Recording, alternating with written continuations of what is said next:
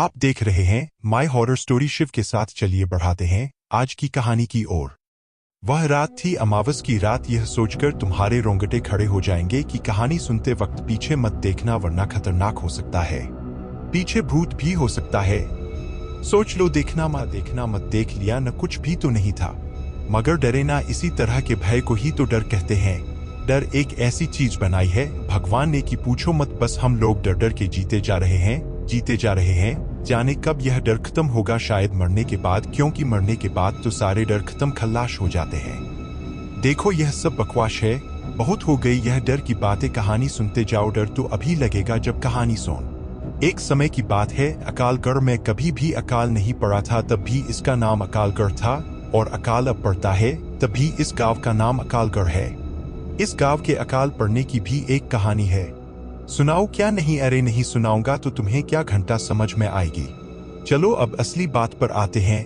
अकालगढ़ में दो भाई नीरज और राजू अपनी बीवी के साथ बढ़िया रहा करते थे।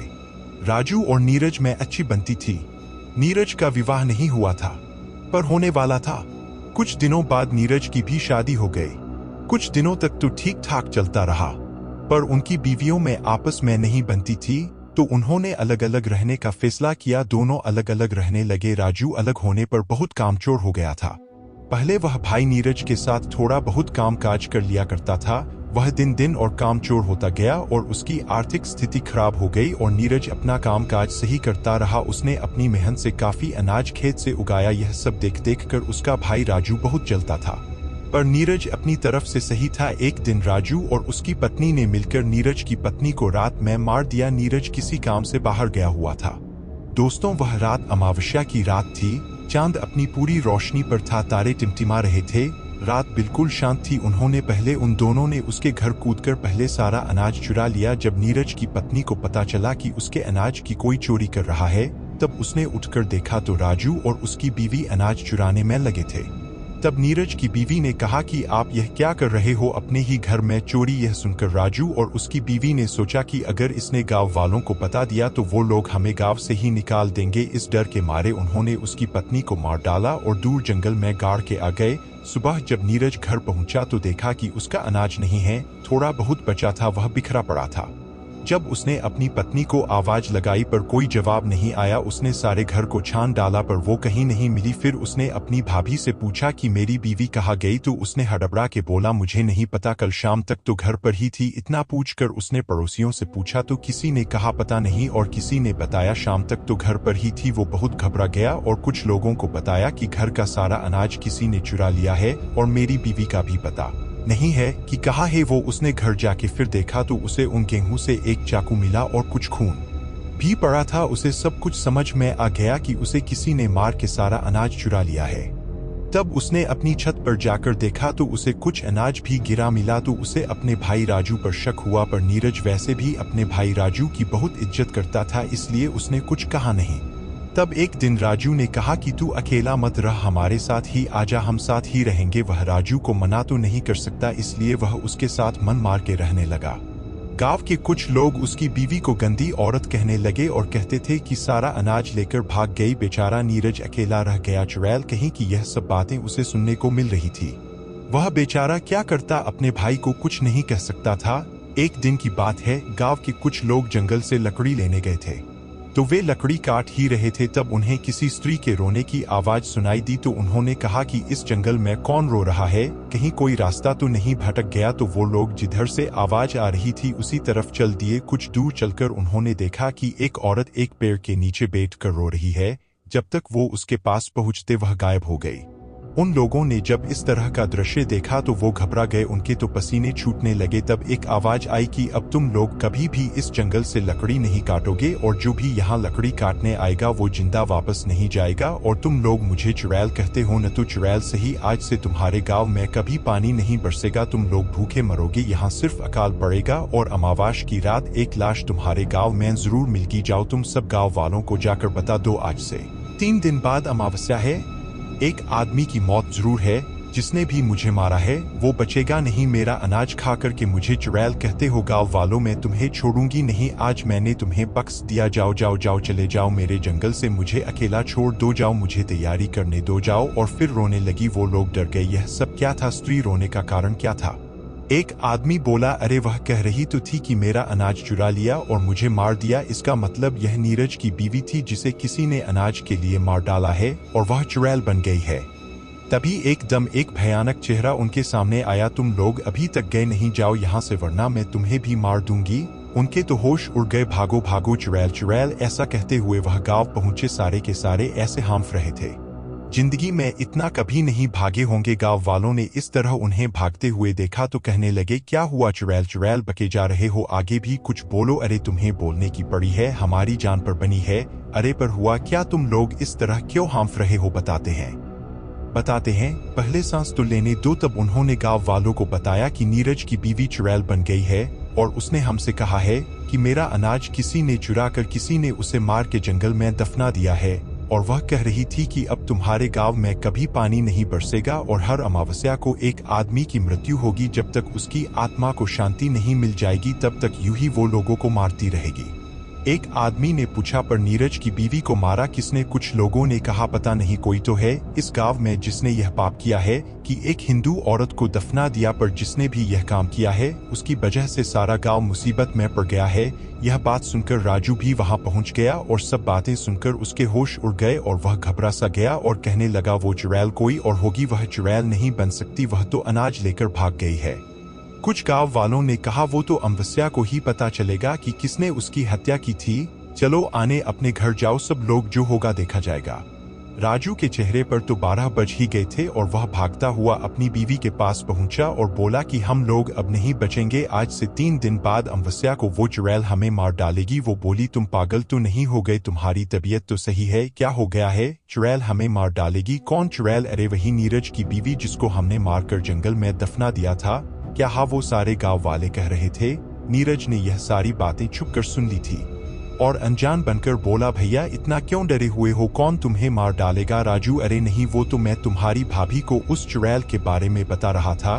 फिर यह सुनकर नीरज चला गया पर राजू की रातों की नींद खराब हो गई। वह बहुत डरा हुआ था वह सपने में भी उस चुड़ैल को देखकर डर जाता था। वो और उसकी पत्नी बहुत परेशान थे। उसकी पत्नी सोचती थी कि पहले वो मुझे मारेगी और वो अपनी सोचता था। दोनों ही डरे हुए थे उन्हें समझ में नहीं आ रहा था कि क्या करे। 2 दिन ऐसे ही निकल गए। तीसरे दिन अमावास थी सारा गांव डरा हुआ था। सब लोग यही बात कर रहे थे पता नहीं आज किसकी मौत है। शाम होते ही सब लोग दरवाजा बंद करके सो गए। रात के 12 बज गए थे सारा गांव जाग रहा था। नीरज तो बेफिक्र होके बाहर ही सो रहा था। गांव वालों को तो उस मनहूस घड़ी का इंतजार था। सारे गांव वाले डरे हुए थे। कुत्ते भौंक रहे थे पता नहीं कौन सी कयामत आने वाली है। अचानक किसी स्त्री की रोने की आवाज सुनाई दी। सारे लोग डर गए वो समझ गए कि वो आ चुकी है।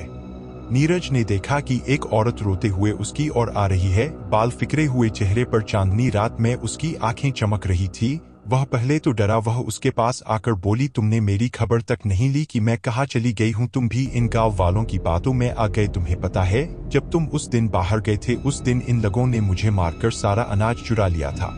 हाँ मैं जानता था कि कुछ तो जरूर हुआ है पर तुम इस हालत में मैंने कभी सोच भी नहीं सकता और तुम मेरे भाई को मारने के लिए यहाँ आई हो। जाओ लौट जाओ भगवान ने चाह तो सब कुछ ठीक हो जाएगा। मैं भगवान से प्रार्थना करूंगा।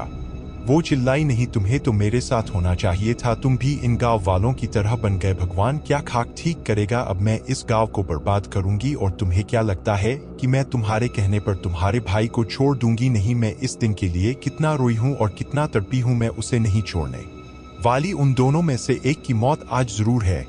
नीरज नहीं तुम ऐसा नहीं कर सकती। तुम मेरे बीच में मत आओ। नहीं मैं भूल जाऊंगी कि तुम मेरे पति हो हट जाओ। उसने उसे रोकने की कोशिश की। उसने नीरज को ऐसा धक्का मारा नीरज हवा में उड़ाता हुआ जमीन पर आ गिरा और वह बेहोश हो गया। यह सब राजू की बीवी गेट के छेद से देख रही थी। उस चुड़ैल ने गेट में धक्का मारा और उसकी बीवी के बाल पकड़ के बोली चुड़ैल तो तू है। तूने मेरा सब कुछ छीन लिया अब तुम्हें नहीं छोड़ूंगी। उसने राजू की बीवी का कलेजा चीर के उसका दिल निकाल लिया। हाँ हाँ हाँ हाँ अब मुझे थोड़ा सुकून मिलेगा। अब की बार तेरी बारी है। कहाँ छुपा है तू। और हाँ गाँव वालों तुम भी कान खोल के सुन लो आने वाली अमावास को तुम भी नहीं बचोगे। सब के सब मरोगे। हाँ हाँ हाँ हाँ बहुत सताया है तुम लोगों ने। और हंसती हुई जंगल की ओर चली गई। सारे गांव वाले बाहर आ गए और नीरज को उठाया और उसे पानी पिलाकर होश में लाए। उसने अपनी भाभी को मारा हुआ देख वह खूब रोया। तब तक राजू भी बाहर आ गया। उसने यह सब देख उसकी भी आंखों से आंसू निकल गए। सारा गांव रो रहा था। सुबह उसके शव को जलाया। सारे गांव वाले राजू से भला बुरा कह रहे थे कि इसकी वजह से हम सब लोग एक दिन ऐसे ही मरेंगे। सारे गांव वाले, हाँ, इसकी ही वजह से हमारे लिए यह मुसीबत खड़ी हुई है। इसको तो नरक भी नहीं झेलेगा। अपने ऐसे भाई के साथ तूने धोखा किया है। तो दोस्तों, यह थी एक अमावास की रात की एक चुड़ैल की कहानी। अब सुनो आगे की दास्ता कि किस प्रकार उस गांव में दोबारा शांति आई। नीरज, शांत हो जाओ, भगवान हमारी मदद जरूर करेगा। ऐसा तो कोई होगा जिसे हमारी मदद के लिए भगवान भेजेगा। कोई खुदा का नेक बंदा ही अब हमें बचा सकता है। दोस्तों, जब फिल्म में विलन होता है तो एक हीरो का भी होना जरूरी होता है, चाहे वो अजय देवगन हो या सुनील शेट्टी। तो सुनो कहानी का अगला पार्ट। अब तो सब लोग बस भगवान से प्रार्थना करने लगे हैं, भगवान हमें इस मुसीबत से निकालो है प्रभु। अब तो हम तुम्हारी शरण में है भगवान। तो बस किसी न किसी बहाने से जो लोग उन्हें भूल जाते हैं उनको याद दिलाते हैं। तभी तो कहते हैं, दुख में सुमिरन सब करें और दुख में करे न कोई, और जो सुख में सुमिरन करे तो दुख काहे को होए। तो दोस्तों, भगवान भी बड़े दयालु है, तुरंत क्षमा भी कर देते हैं। तो उस गांव में किसी की मौत आने से पहले भगवान ने एक फरिश्ते को उस गांव में भेज दिया। उसका नाम था विराट। वह भगवान को मानने वाला एक नेक बंदा था। वह किसी काम से वहां से गुजर रहा था। रात होने वाली थी, इसलिए उसने सोचा कि क्यों न मैं रात भर यहीं ठहर जाऊं। वह उस गांव की ओर चल दिया। कमर में तलवार लटकाए हुए राजाओं जैसे कपड़े पहने हुए वह पहुंचा। गांव में अजनबी को देखकर कुछ लोगों ने पूछा कि तुम कौन हो, कहां से आए हो। उसने कहा कि मैं विराट हूं और किसी काम से यहां से गुजर रहा था। रात होने वाली है तो सोचा क्यों न मैं यहां रात भर रुक जाऊं। एक गांव वाले ने पूछ, अच्छा तुम ही वो विराट हो जिसे लोग भगवान का भेजा हुआ फरिश्ता कहते हैं। उसने कहा, हाँ, कुछ लोग कहते हैं।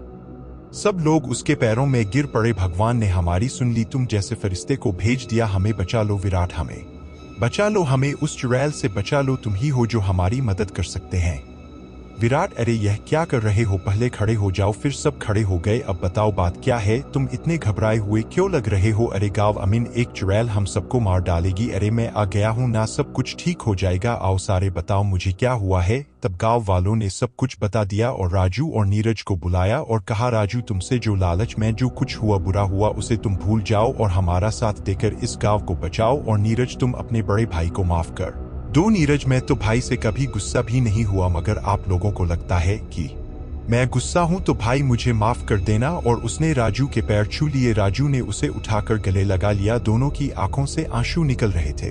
तब विराट ने कहा, हमारे पास कल का वक्त है और परसों अमावास है। तुम लोगों को किस किस चीज का इंतजाम करना है मैं बताऊंगा। अब आप लोग निडर होके अपने घरों में सो जाइए, सुबह मैं सबको बता दूंगा। विराट को गांव वालों ने बढ़िया पकवान, मिठाइयाँ और खूब मेहमान नमाजी की और बढ़िया बिस्तर पर सुलाया। सुबह होकर विराट ने सब गांव वालों को इकट्ठा होने को कहा। थोड़ी देर में सारा गांव इकट्ठा हो गया। तब उसने सबको बताया, हम सबको मिलकर उस चुड़ैल को मारना होगा। मैं सबको बताता हूँ हमें क्या करना है। कल रात पूरे गांव में उजाला होना चाहिए, कोई भी घर बिन उजाले के नहीं होना चाहिए। पूरे गांव को दीपावली की तरह सजा दो और सब लोग घर से बाहर होने चाहिए मेरी नजरों के सामने। और राजू, तुम अपने घर में हवन की सामग्री के साथ वहां बैठोगे, मैं यहाँ से मंत्र पढ़ूंगा और तुम आहुति दोगे। और नीरज, तुम जंगल में 2 लोगों के साथ उस चुड़ैल की कब्र को खोदकर उसके शरीर को जलना होगा। मैं तुम्हें कल सुबह यही मिलूंगा। अब सब लोग तैयारी करो। उस दिन की रात कब बीते सबको यही इंतजार था। सुबह होते ही विराट ने सब गांव वालों को इकट्ठा किया और कहा, तैयारी हो चुकी है गांव वाले, हाँ हमने अपने घर में खूब सारे दीपक तैयार करके रख दिए हैं, सारी तैयारी हो गई है। शाम होते ही उसने नीरज से कहा, तुम 2 लोग लेकर यह लो अपमंत्रित नींबू, यह तुम्हें वह कब्र कहा है यह बताएगा, यह जहाँ भी लाल हो जाए वही उसकी कब्र है। और यह लो लहसुन की मालाएं अपने अपने गले में डाल लो, इससे वो तुम्हें छू भी नहीं पाएगी, चाहे वो कुछ भी करे। तुम डरना मत, वो किसी भी तरह तुमसे इस माला को उतारने की कोशिश करेगी, पर तुम यह गलती मत करना वरना वो तुम्हें मार देगी। अब तुम लोग जाओ, अपना ध्यान रखना। वो लोग फावड़े उठाकर जंगल की ओर चले गए। इधर सब लोग इकट्ठे होकर बैठे उस चुड़ैल का इंतजार कर रहे थे। उधर राजू अपना आसन लगाए हुए हवन पर बैठा था। रात के 12 बज रहे थे कि किसी के पैरों की आहट सुनाई दी। सब लोग उधर देखने लगे तो क्या देखते हैं कि बाल फिकरे हुए सफेद साड़ी में एक औरत चली आ रही है।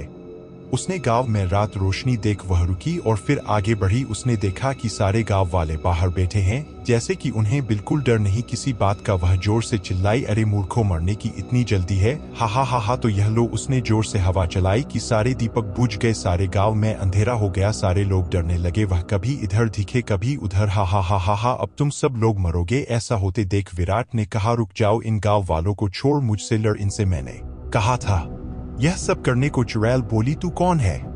वह बोला, मेरा नाम विराट है और तुम किसी को बिना नुकसान किए हुए यहाँ से चली जाओ वरना मुझे तुम्हें मारना पड़ेगा। चुड़ैल, तू मुझे मरेगा? हा हा हा हा हा, यह मुझे मरेगा। यह ले। उसने उसको अपनी शक्ति से बहुत दूर फेंक दिया और वह दीवार से जा टकराया। विराट, आ मेरा सर लगता है, इसे सबक सीखना ही पड़ेगा। उसने अपनी तलवार निकाली और उस पर हमला कर दिया। वह एकदम गायब हो गई। उसका वार खाली निकल गया। अब वो गायब हो गई, बस आवाज सुनाई दे रही थी।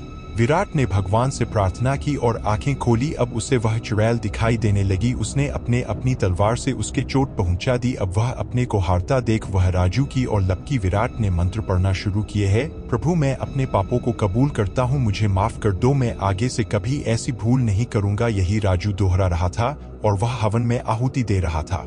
वह उसके ऊपर लपकी। उससे पहले ही विराट ने अपनी तलवार निकाली और उसके पेट में घुसेड़ दी। तलवार उसके पेट को चीरते हुए पार निकल गई। वो चिल्लाई, आ। वो भागती हुई जंगल की और चली गई। उधर नीरज और उसके दोस्तों को वो कब्र मिल गई। वो उसे खोद ही रहे थे कि उन्हें किसी के चिल्लाने की आवाज आई। वो समझ गए कि चुड़ैल आ रही। उनके खोदने की स्पीड बढ़ाई और उसकी लाश को निकाला। वो उस लाश को निकाल पाए ही थे कि वह वहां आ पहुंची। वो उन पर झपटी। जैसे ही उसने उन पर हमला करना चाहा, वह चीख कर ददोड़ जा गिरी। वह लहसुन को देखकर दूर से ही चिल्लाई जा रही थी, उसे मत छू, उसे मत जलाओ। तब तक विराट भी उसका पीछा करते हुए वहां आ पहुंचा। उसने कहा, जल्दी से इस शरीर को जला दो। उनके तो हाथ कांप रहे थे, माचिस भी नहीं जल रही थी और वह चिल्लाए, नहीं नहीं नहीं जा रही थी, नहीं मुझे छोड़ दो, उसे मत जलाओ। माचिस जलते ही उसने उसमें आग लगा दी। शरीर जलने लगा और वह भी जलने लगी। वो आ नहीं, मुझे छोड़ दो, मुझ पर रहम करो, आ। और वह राख के ढेर में परिवर्तित हो गई। विराट ने उन तीनों को शाबाशी दी और वह गांव वापस आ गए। सारे गांव वाले अब बहुत खुश थे। सब ने विराट का धन्यवाद किया। सुबह होते ही विराट ने कहा, अब मुझे चलना चाहिए। सब गांव वालों की आंखों में आंसू आ गए और सबको राम राम करके विराट आगे बढ़ गया।